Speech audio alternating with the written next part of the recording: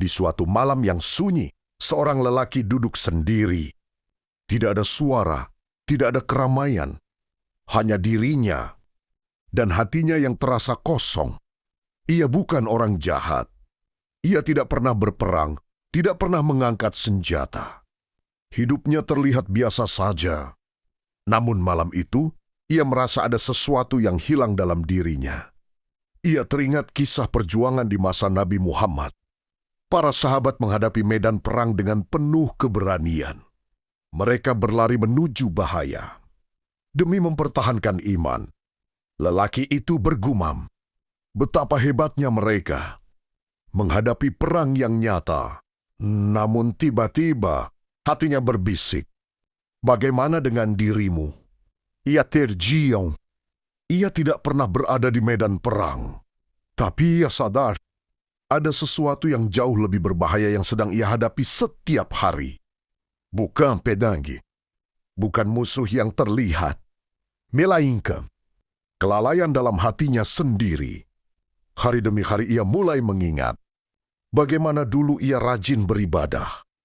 Bagaimana dulu hatinya mudah tersentuh ketika mendengar ayat-ayat Allah.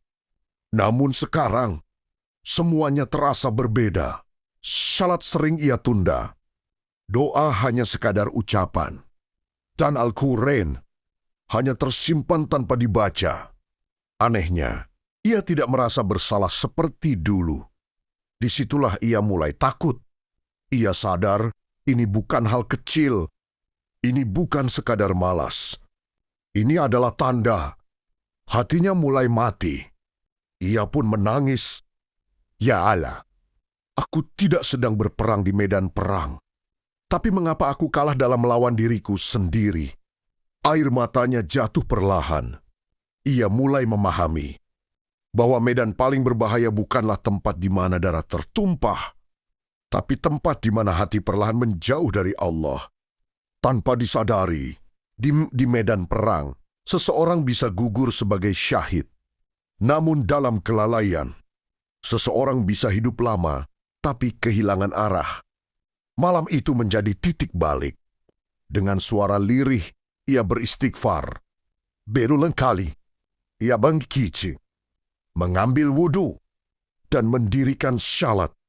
Bukan karena ia sudah baik, tapi karena ia tidak ingin hatinya benar-benar mati. Ia sadar, selama masih ada rasa takut dan penyesalan, berarti hatinya masih hidup. Dan selama hati masih hidup, masih ada jalan untuk kembali. Pesan dari kisah ini sederhana. Jangan merasa aman hanya karena hidup terlihat baik-baik saja. Karena bisa jadi kita tidak sedang berada di medan perang, tapi sedang berada di tempat yang lebih berbahaya, yaitu hati yang lalai